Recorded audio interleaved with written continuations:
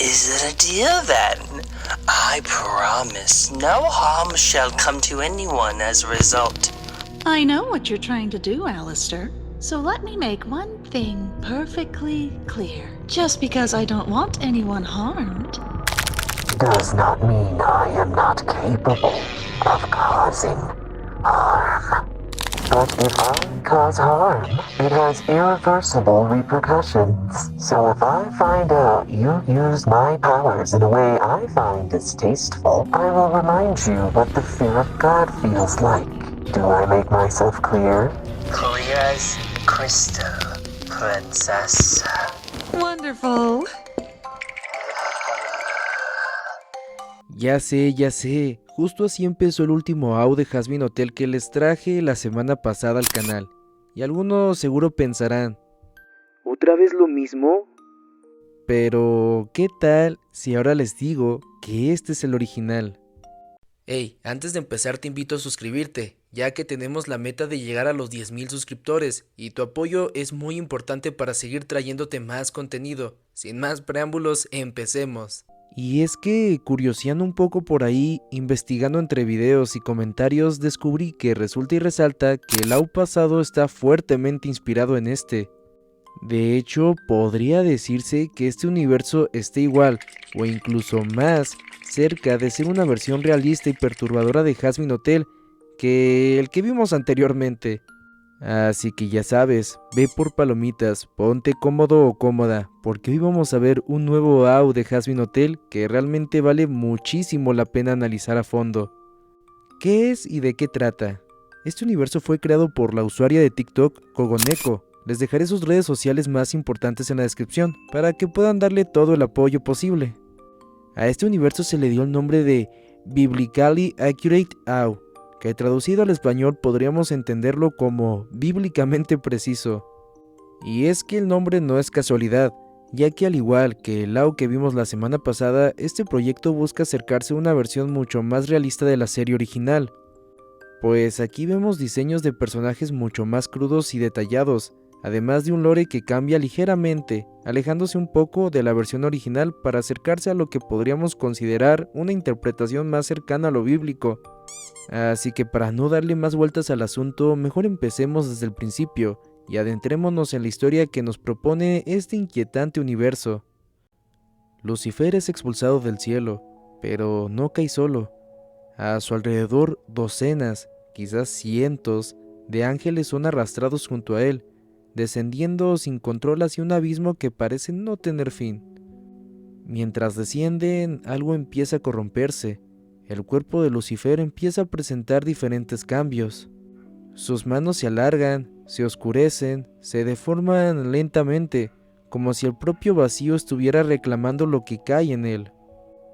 Vemos que no es una transformación repentina, sino un proceso cruel y bastante prolongado, uno que por lo que podemos ver duele, y duele bastante. Finalmente impactan en una especie de oscuridad. Vemos que el cambio no se detiene, alas se desprenden, cuerpos que se retuercen y miradas que pierden todo rastro de lo que alguna vez fueron. Los caídos agonizan, se ven como de ellos surgen colmillos en sus rostros, cómo brotan cuernos y las posturas se vuelven antinaturales. Los ángeles han dejado de existir, en su lugar, algo nuevo ha nacido. Por un instante la mirada se eleva hacia el cielo. Abajo los caídos estiran los brazos, intentando alcanzar un lugar que ya no les pertenece. Es entonces, entre la desesperación y el abandono, cuando aparece Lilith. Mientras todo se desmorona, ella comienza a tararear una melodía extraña. Uno a uno, los demás la escuchan, se acercan, la siguen. Nace un reino nacido del auxilio. Vemos cómo pasa el tiempo. Lilith toma un objeto simple, un muñeco con una máscara, y le da vida. De ese acto surge un pequeño ser híbrido, mitad ángel, mitad demonio, un reflejo de Lucifer, como si fuera una extensión de su esencia. Los años pasan, y más figuras caen al abismo, lo que nosotros conocemos como pecadores. Su destino parece ser el mismo, una transformación igual o más grotesca como el que vimos con los ángeles. El infierno deja de ser una idea y se convierte en un lugar, una sociedad rota, marginada, que aprende a existir entre sombras y mucha violencia.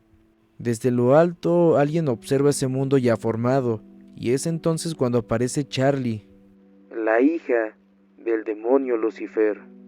Y es hasta este punto ya al final donde todo lo que vimos comienza a encajar. Muchas de las imágenes que aparecen en este AU, la caída masiva de los ángeles, la pérdida de sus alas, las transformaciones dolorosas y la creación de un reino nacido del exilio, no están ahí por casualidad. Todas emiten a relatos muy antiguos que hablan de un castigo divino y el destierro que recibió Lucifer y compañía, historias que han sido reinterpretadas una y otra vez a lo largo del tiempo. Lo interesante es que este AU no toma esas ideas de forma literal.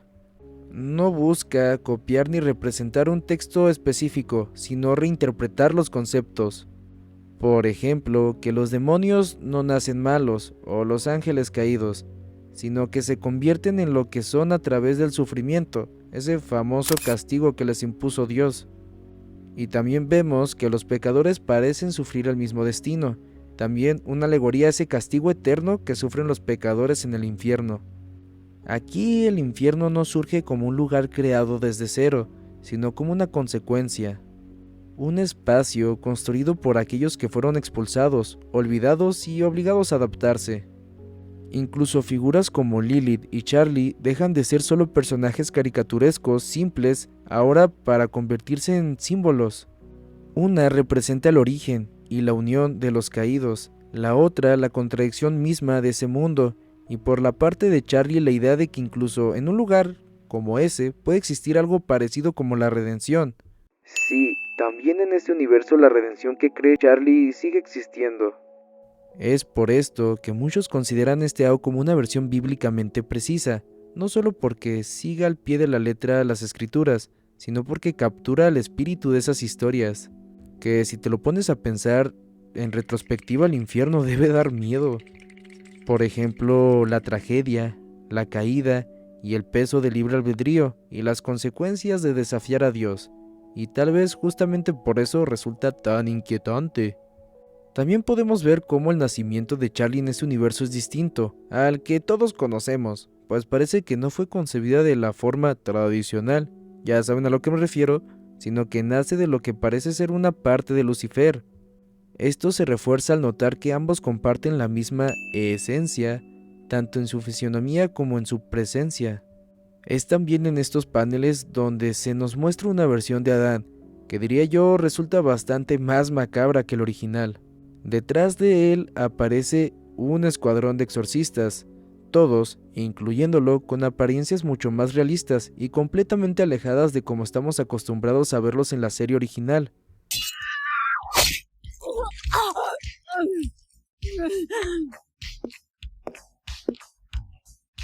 Your God has abandoned you, but be not afraid. All are welcome here. En la segunda animación que nos presenta la creadora podemos ver la escena donde Charlie conoce a Baggy, pero de una forma mucho más grotesca que en la serie original. Aquí la situación cambia ligeramente a lo que ya está establecido, ya que desde un inicio Charlie parece saber que Baggy es un ángel desterrado. Y ahora sí, hablemos de lo más importante de esta animación. ¿Por qué carajos Baggy está tan mamadísima?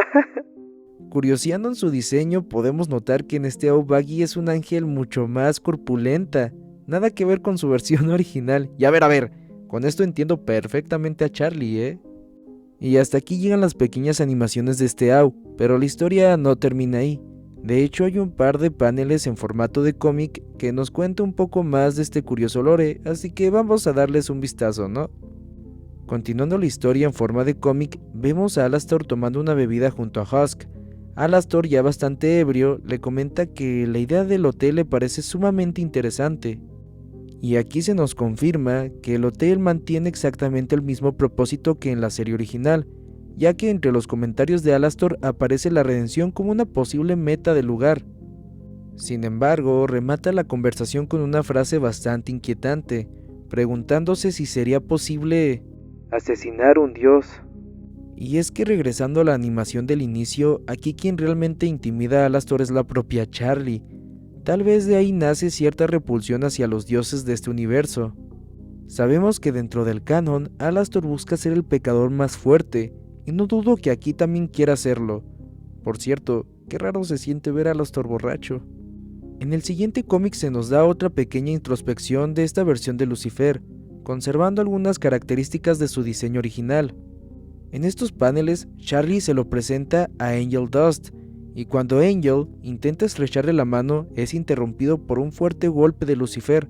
Acto seguido, lo hace sufrir mientras comenta: perdón, viejos hábitos.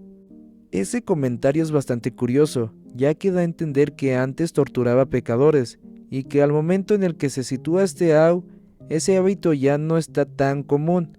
Todo termina con una sonrisa inquietante por parte de Lucifer y Charlie, dejando a Angel Dust completamente traumado en el proceso. El siguiente cómic nos relata la vez que Charlie fue al cielo. Aquí vemos una versión más realista de San Pedro, con un diseño muy similar al que se nos ha mostrado tradicionalmente en distintas religiones. Un hombre mayor de aspecto solemne y autoridad clara. San Pedro tiene una interacción bastante tensa con Charlie, ya que no esperaba ver un demonio tan cerca del cielo, y mucho menos uno que se vea tan cómoda con él. De hecho, por su expresión podemos notar que está completamente aterrado. Charlie lo evade con su curiosidad por los humanos, pero de eso hablaremos después. Y antes de que Pedro se haga pipí en los pantalones, la situación es intervenida por Baggy, quien en esta versión se llama Págata, pero para no confundirnos la seguiremos llamando Baggy. Y es que a partir de aquí, el resto de la escena es una recreación bastante directa a la escena original que podemos ver en la serie. Aquí las motivaciones de Charlie en buscar una redención no son precisamente esperanza y amor como ya estamos acostumbrados en la serie. Aquí nace de una gran curiosidad hacia los humanos. De hecho, podemos ver esa curiosidad en esta escena y más adelante lo comenta, y se lo comenta a Baggy. También, si llegaron hasta acá y se percataron de algo curioso, es que tanto Lucifer como Charlie parecen portar una especie de máscaras. Y es en el siguiente cómic donde se nos explica el porqué. Pues es que al parecer, descubrir su rostro, mostrar su verdadera forma, es capaz de hacerle daño a los pecadores, o mejor dicho, a los mortales. Sus ojos no están hechos para contemplar entes de tal magnitud de manera convencional. El resultado: vómitos, sangre brotando de los ojos y boca y un colapso inmediato. Baggy comenta que los mortales son incapaces de comprender algo así, colocando tanto a Charlie como a Lucifer como verdaderos entes más allá de la comprensión humana. Y no sé ustedes, pero esto me recordó muchísimo a cierto tipo de horror cósmico. Digo, si lo pensamos bien, incluso en la serie original podríamos haber usado este recurso. Digo, porque al final del día estamos hablando precisamente de eso, seres que existen fuera de nuestra comprensión. El siguiente y último cómic es bastante raro. A ver, les explico por qué. Aquí podemos ver cómo la Charlie de este Au se retira la máscara, y resulta que detrás de ella se encuentra la Charlie del canon. Pero lo más curioso es que de la propia máscara nace un diseño totalmente original, diferente al que ya estábamos conociendo en este Au. Y por lo que mi inglés pocho logró entender, sigue siendo una versión de Charlie, pero es una versión más propia, una nueva identidad llamada Daisy. Esto nos plantea una reinterpretación completa del personaje, donde no solo ella cambia, sino que también abre puerta a que sus amigos y todo su entorno sean versiones distintas a las que ya se nos presentó. Y bueno, hasta aquí todo lo que pude recopilar de este Au. Como pequeños datos extras, todos los personajes cuentan con un cambio ligero en sus personalidades, más acorde a como serían en una versión realista. También sus diseños cambian bastante. Por ejemplo, Angel ahora parece completamente una araña real.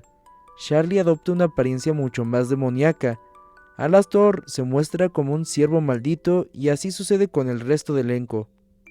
Y ya saben, si quieren seguir viendo más contenido de este Au, y veo bastante apoyo en los comentarios, no dudaré en traerles una segunda parte, siempre y cuando la creadora continúe expandiendo este universo. Y hasta aquí llego yo. Antes de irme, quiero agradecerles el enorme apoyo que recibió el último video. De verdad, Lo valoro muchísimo, fue el video más visto de mi canal. Y gracias por aportar ese granito de arena que me hace creer cada vez más en este sueño. La semana pasada fue mi cumpleaños y honestamente no pudieron darme mejor regalo que ese apoyo. Gracias por eso. Y ya se la saben. Buenos días, buenas tardes o buenas noches. Yo fui Batilleyo y nos vemos en el siguiente video.